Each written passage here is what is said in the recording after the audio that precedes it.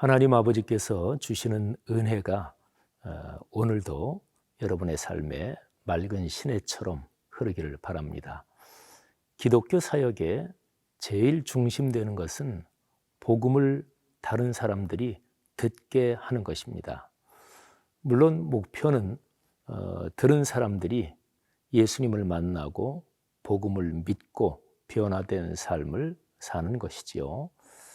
그런데 그 모든 구원의 과정은 근본적으로 하나님께서 섭리하시고 또 하나님께서 이끌어 가십니다. 그러니까 교회와 그리스도인의 제1차적인 책무는 복음을 다른 사람들이 듣게 하는 것이다. 그런 얘기죠. 여러분, 우리를 통해서 다른 사람들이 복음의 말씀을 듣게 되기를 바랍니다. 오늘 우리가 묵상할 말씀은 로마서 10장 14절부터 21절까지에 기록된 말씀입니다.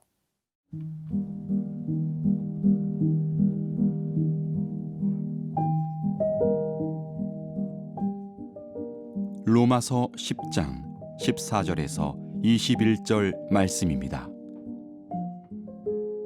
그런즉 그들이 믿지 아니하는 이를 어찌 부르리요? 듣지도 못한 이를 어찌 믿으리요? 전파하는 자가 없이 어찌 들으리요? 보내심을 받지 아니하였으면 어찌 전파하리요? 기록된 바 아름답도다 좋은 소식을 전하는 자들의 발이여 함과 같으니라. 그러나 그들이 다 복음을 순종하지 아니하였도다. 이사야가 이르되 주여 우리가 전한 것을 누가 믿었나이까 하였으니 그러므로 믿음은 들음에서 나며 들음은 그리스도의 말씀으로 말미암았느니라. 그러나 내가 말하노니 그들이 듣지 아니하였느냐? 그렇지 아니하니 그 소리가 온 땅에 퍼졌고 그 말씀이 땅 끝까지 이르렀도다 하였느니라. 그러나 내가 말하노니 이스라엘이 알지 못하였느냐?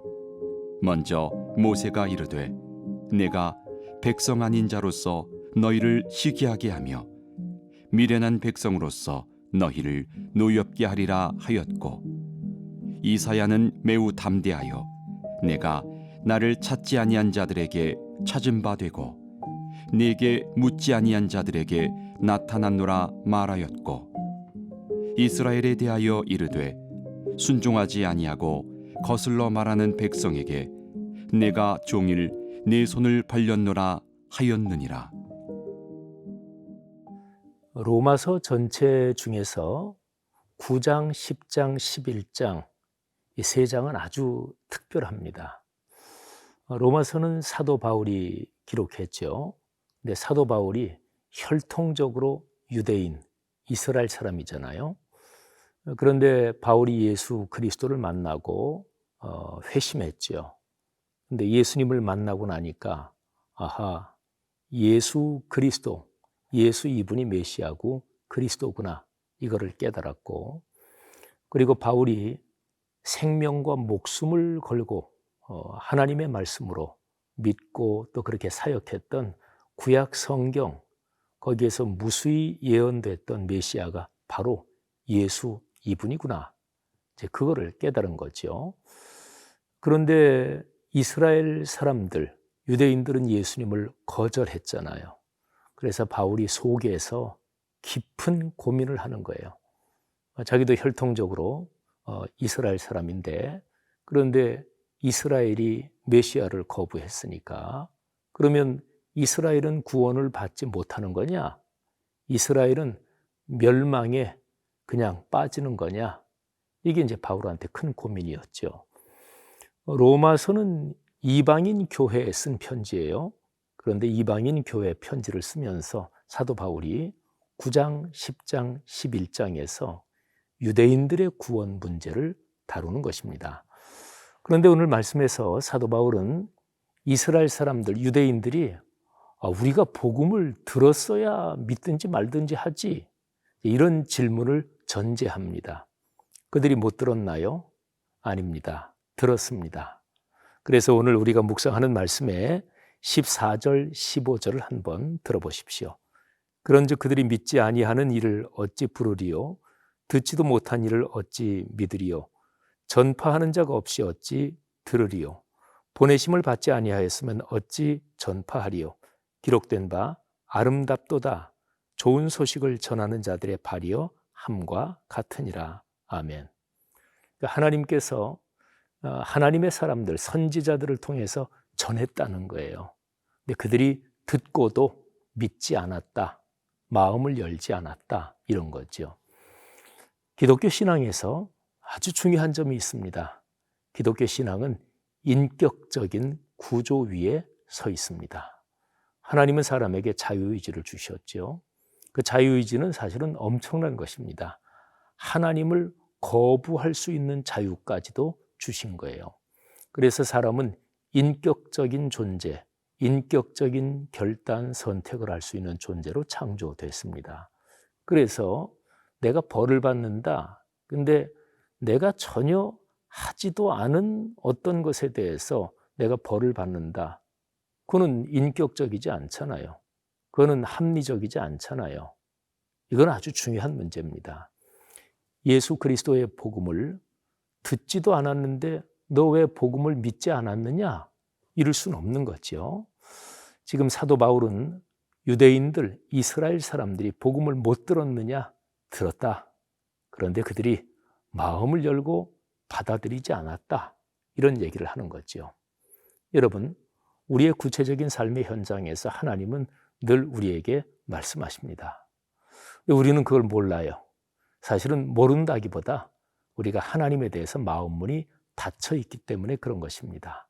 그래서 신앙에서 제일 중요한 것은 내가 늘 내 마음이 하나님을 향해 열려 있는 상태가 되는 것.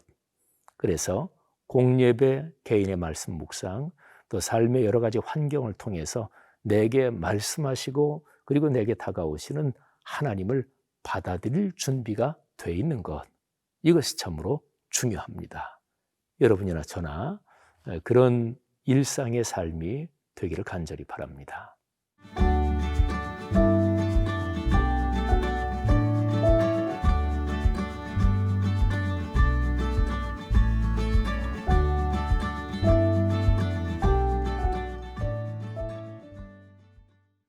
로마서 10장 17절 참 중요한 구절이고 아주 귀한 구절입니다.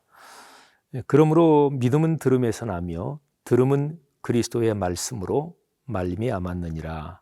아멘. 구원을 받는 것은 믿음으로 구원을 받습니다. 물론 우리가 보통 믿음으로 구원받는다 할 때 그 아래 전제된 것이 있습니다. 그건 바로 하나님의 은혜입니다. 그래서 에베소서 2장 8절 9절이 아주 정확하게 우리가 구원받는 그 메커니즘을 보여주고 있죠. 은혜로 말미암아 믿음을 통하여 우리는 구원을 받습니다. 그러니까 하나님이 내려주시는 은혜가 먼저예요. 그게 전제로 깔려야 돼요. 그것 없이는 우리가 믿음이 절대로 생길 수가 없는 거죠. 어쨌든 은혜를 전제로 하고 자, 믿음으로 구원받는다. 그러면 믿음이 생기고 믿음이 우리에게 있는 것, 이게 중요하잖아요. 믿음은 어떻게 생기는 것일까요? 믿음은 어떻게 성숙하고 자라는 것일까요? 그리스도인들 중에 그런 말씀을 하시는 분들 꽤 많죠. 아유, 목사님, 저 더 깊은 믿음 가지고 싶은데 믿음이 안 생겨요. 근데 로마서 10장 17절은 아주 정확하게 어떻게 해서 믿음이 생기고 믿음이 자라고 성숙하는가 그 얘기를 하고 있습니다. 자, 믿음은 어디에서 난다고요? 들어야 믿음이 생깁니다. 그러니까 믿음은 들음에서 생기고 들음에서 납니다. 자, 그런데 아무거나 다 믿는다고 믿음이 생기는 건 아니죠. 그러니까 어떤 믿음이냐? 하나님께 대한 믿음, 복음에 대한 믿음. 그거는 하나님의 말씀, 복음의 말씀을 자꾸 들어야 생깁니다. TV 홈쇼핑 있죠. 여러분, TV 홈쇼핑이 무지무지하게 고도로 인간의 심리, 또는 여러 가지를 고려해서 이게 제작된 거거든요. 집에서 TV를 보다가 홈쇼핑 나오면 제가 집사람한테 그래요. 여보, 위험해. 빨리 다른 데로 돌려. 다른 사람 얘기에 귀가 얇지 않은 사람, 굉장히 사려 깊은 사람도 홈쇼핑은 몇 분만 보고 있으면 야, 저거 사야 될 것 같아. 그런 생각이 듭니다. 그러니까 굉장히 설득력 있는 얘기를 듣잖아요. 그러면 거기에 내가 빠져 들어갑니다. 그것도 나름의 믿음이에요. 무엇에 대한 믿음이냐? 이게 다를 뿐이지. 우리 기독교에서 믿는다 할 때는 무엇을 향한 믿음이죠? 믿음의 대상이 누구죠? 삼위일체 하나님이죠. 그러니까 그분을 믿는 이 신앙이 깊어지려면 그분의 말씀을 들어야 되고 그분하고 가까워지고 그리고 그분을 만나야 됩니다. 그 핵심적인 통로 그리고 근원적인 통로가 바로 그분의 말씀 66권 성경인 거죠. 다시 요약할까요? 믿음은 이 귀로 들어야 생깁니다. 그리고 듣는 거는 하나님의 말씀을 들어야 합니다. 말씀을 들을 수 있는 가장 기본적이고 그리고 가장 중심적인 채널이 두 개입니다. 첫 번째가 더 중심적이고 두 번째는 첫 번째에 걸려 있는데요. 첫 번째가 공예배에서 진행되는 하나님의 말씀입니다. 그리고 두 번째는 개인의 말씀 묵상, 큐티 이렇게 얘기할 수 있습니다. 사랑하는 여러분, 여러분의 삶에서 혹시 믿음이 넉넉치 않다고 느끼시는 분이 계십니까? 그러면 로마서 10장 17절 여기에 여러분의 삶을 대보십시오. 듣습니까? 말씀을 듣습니까? 그리고 들을 때 마음 문을 열고 겸손하게 그리고 온 삶으로 순종하겠다는 그런 생각을 가지고 듣습니까? 그러면 누구에게나 믿음이 생깁니다. 오늘도 우리가 말씀을 묵상하며 하루를 시작하잖아요.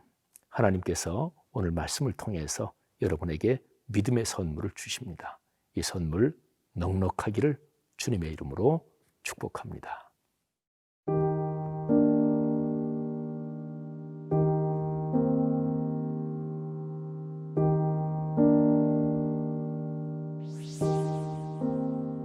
하나님 아버지 은혜 감사합니다.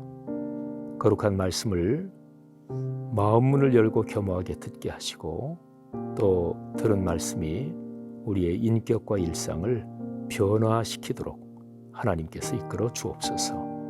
오늘 그런 날이 되기를 간절히 간구합니다. 예수님 이름으로 기도 올립니다. 아멘.